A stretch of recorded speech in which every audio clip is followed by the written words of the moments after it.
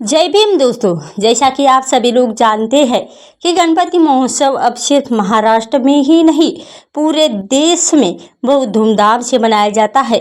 गणपति महोत्सव के नाम पर ऐसे आयोजनों की शुरुआत बाल गंगाधर तिलक ने की थी।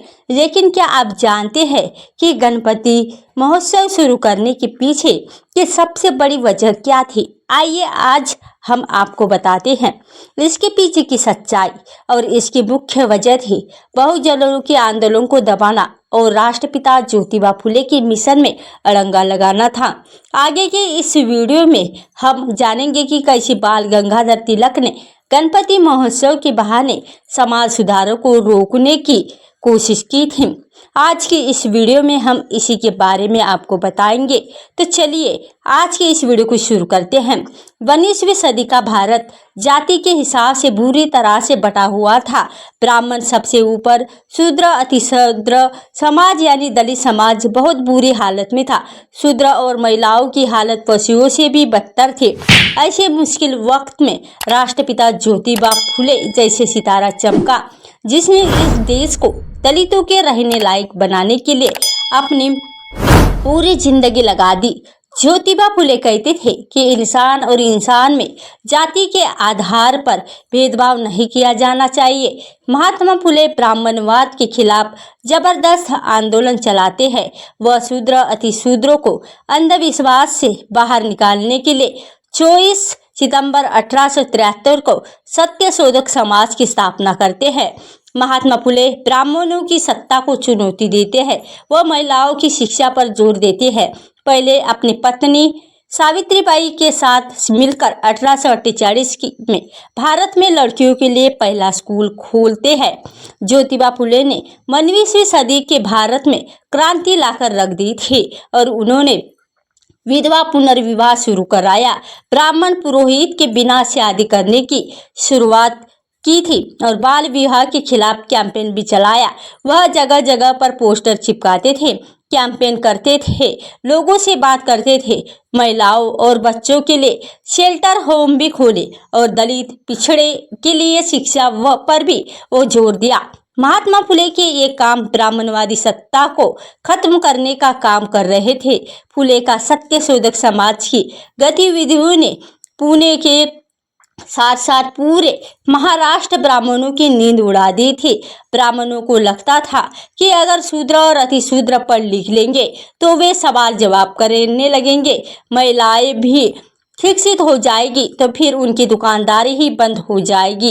ब्राह्मणों ने फुले को डराने धमकाने की खूब कोशिश की। महात्मा फुले को मारने के लिए उनके घर भी ढोंडीबा जैसे हत्यारे को भी भेजा, जो कि बाद में ज्योतिबा फुले की ही अनुयायी बन गए और महात्मा फुले को घर से ही निकाल दिया गया और समाज में उनकी पत्नी यानी सावित्रीबाई फुले के ऊपर गोबर फेंका। लेकिन वह झुके नहीं। धीरे धीरे फुले का असर सिर्फ पुणे में ही नहीं बल्कि पूरे महाराष्ट्र और आसपास के सभी जगह दिखाई देने लगा। और पुणे के ही सब नारायणपेट में बाल गंगाधर तिलक के अखबार केसरी का हेडक्वार्टर था और तिलक एक कट्टर ब्राह्मणवादी व्यक्ति थे जो महात्मा फुले के सबसे बड़े आलोचक के रूप में जाने जाते थे। तिलक के महात्मा फुले के आंदोलन को बदनाम करने, उन्हें अंग्रेजों का पिट्ठू साबित करने और हिंदू धर्म का दुश्मन दिखाने के लिए अपने अखबार केसरी और मराठा में लगातार लेख प्रकाशित किए। उनके बारे में बहुत बुरी बुरी बातें लिखी। लेकिन इन सब के बावजूद भी महात्मा फुले का असर कम नहीं हो रहा था। ऐसे में बाल गंगाधर तिलक ने जब धर्म और राष्ट्रवाद के नाम पर लोगों को जुटाने की चाल चली। आज भी आप देखते हैं कि लोग धर्म के नाम पर स्थानों पर खींचे चले आते हैं और 21वीं शताब्दी के आखिरी दशकों में भी कुछ ऐसा ही हुआ। बाल गंगाधर तिलक ने तब गणेश महोत्सव मनाने की शुरुआत की थी। तिलक ने लोगों की हिंदू धर्म के नाम पर लामबंद किया और गली मोहल्ले में धूमधाम से गणेश उत्सव मनाने लगे। इसके बारे में महान कोलरगेट ओमन वेट ने अपनी किताब में कल्चर रिवोल्ट इन ब्राह्मण मूवमेंट इन वेस्टर्न इंडिया के पेज नंबर 262 और 64 पर लिखित है। तिलक ने धार्मिक भीड़ को अपने राष्ट्रवादी एजेंडे से जोड़ने के लिए गणपति महोत्सव की शुरुआत की थी। इन मेलों में गीत गाने वाले लोग न सिर्फ अंग्रेजों और मुसलमान का माहौल बनाते थे, बल्कि समाज सुधारों के बारे में भी ऊटक पटांग भी बोलते थे।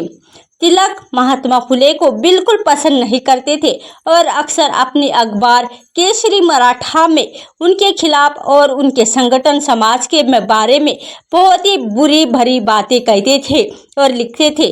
तिलक गणेश महोत्सव के नाम पर जुटने वाले भीड़ को महात्मा फुले और उनके संगठन के खिलाफ भड़काने के लिए खूब भाषण देते थे।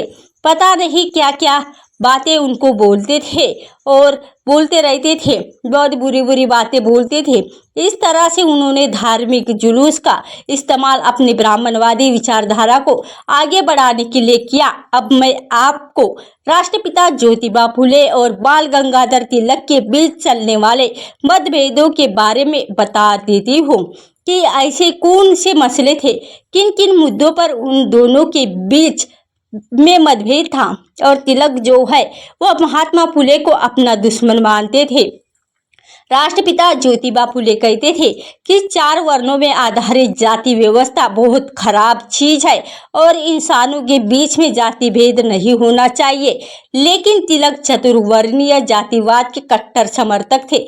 तिलक का मानना था कि जाति पर भारतीय समाज की बुनियादी टिकी है। जाति की समाप्ति का अर्थ है भारतीय समाज की बुनियादी को तोड़ देना, साथ ही राष्ट्र और राष्ट्रीयता का भी तोड़ देना। तिलक ऐसा मानते थे और इनका मुकाबला अगर आप देखेंगे तो जो राष्ट्रपति फुले है वह कहते हैं कि जाति जो वह है बहुत खराब चीज है। महात्मा फुले जाति को असमानता की बुनियादी मानते थे और इसे जब समाप्त करने का संघर्ष कर रहे थे, आंदोलन चला रहे थे कि जाति व्यवस्था को खत्म किया जाए।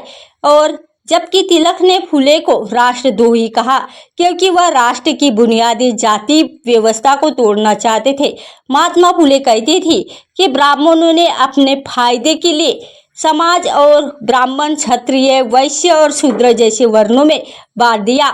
और वह कहते थे कि जिस तरह से बाल काटना नाई का धर्म नहीं बल्कि धंधा है, कपड़े धोना धोबी का काम नहीं वो भी उनका धंधा है, उसी तरह से पूजा पाठ करना ब्राह्मणों का धर्म नहीं उनका धंधा है। महात्मा फुले ब्राह्मणवादी जाति व्यवस्था के दुश्मन थे, जबकि तिलक को जाति व्यवस्था बहुत प्यारी लगती थी। तिलक कहते थे कि सभी जातियों को अपनी जाति का ही काम करना चाहिए, यानी चतुर्वर्ग के जातियों के हिसाब से लोगों को जो काम सौंपा गया है उन्हें वही काम करते रहना चाहिए। बाल गंगाधर तिलक ने महान और मातंग जैसी अछूत जातियों के स्कूलों में प्रवेश का पूर्णतया विरोध किया और कहा कि केवल उन जातियों को स्कूलों में प्रवेश होना चाहिए जिन्हें प्रकृति ने शिक्षा लेने के लिए और लायक बनाया है, यानी कि उच्च जातियों को। तिलक दलित ओबीसी को इस लायक ही नहीं मानते थे कि उन्हें शिक्षा दी जा सके। वह सिर्फ ब्राह्मणों की सत्ता चाहते थे और वह चिंता पावन ब्राह्मण थे और अपने ब्राह्मणवादी नजरियों को आगे बढ़ाने के लिए तमाम तरीके और काम में करते थे। महात्मा फुले कहते थे कि प्राथमिक शिक्षा हर जाति के बच्चे के लिए और अनिवार्य होनी चाहिए, लेकिन तिलक ने फुले के इस प्रस्ताव का कड़ा विरोध किया। उन्होंने कहा कि कुणबी किसान समाज के बच्चों को इतिहास, भूगोल और गणित पढ़ने की क्या जरूरत है, उन्हें अपने परंपरागत जातीय पेशी को अपनाना चाहिए, यानी कि जो काम उनको दिया है वही करना चाहिए। आधुनिक शिक्षा उच्च जातियों के लिए उचित है। और जबकि महात्मा फुले लड़कियों की शिक्षा पर खास जोर देते हैं, लड़कियों के लिए स्कूल खोलते हैं, लेकिन तिलक उसका कड़ा विरोध करते हैं। तिलक ने लड़कियों को शिक्षित करने का तीखा प्रतिरोध किया और इसके खिलाफ कैंपेन भी किया और लड़कियों के लिए स्कूल की उन्होंने स्थापना के विरोध में उन्होंने भी बाकायदा आंदोलन भी चलाया था और बात करते हैं। लेकिन जो राष्ट्रपति ज्योतिबा फुले है, उन्हीं ने समर्पण बाल गंगाधर तिलक है, वह भी उसी तरह उनके साथ झड़प में थे और उनके साथ द्वंद्व में थे। मुझे लगा उस पर बात होनी चाहिए, इसलिए मुझे लगा कि अब क्योंकि ये ज़रूरी माहौल है, उसमें आपको ये बात बतानी चाहिए। आप इस बारे में क्या सोचते हैं, हमें कमेंट करके ज़रूर बताइए और हमारे चैनल को भी ज़रूर सब्सक्राइब करें, क्योंकि आप हमारी ताकत है। यदि आपको हमारे द्वारा बनाई गई ये वीडियो पसंद आई है और आप चाहते हैं कि हम आपके लिए रोज़ाना ऐसी ही वीडियो लाते रहे, तो हमें फाइनेंशियल सपोर्ट करें। दिए गए QR कोड को स्कैन करके हमें आर्थिक मदद भी भेज सकते हैं, जो कि इस समय हमें इसकी बहुत ही आवश्यकता है। दोस्तों, आज की वीडियो में बस इतना ही। इस चैनल पर मैं सिर्फ बाबा साहेब आम्बेडकर की जुड़ी सभी छोटी बड़ी जानकारी लेकर आती रहती हूँ। यदि आप बाबा साहेब आम्बेडकर को दिल से मानते हैं और पसंद करते हो, तो इसके बारे में और अधिक जानकारी है तो हमारे YouTube चैनल को सब्सक्राइब करके बेल आई घंटी ऑन कर लीजिए और नीचे कमेंट बॉक्स में जय भीम नमो बुद्धाय अवश्य लिखें।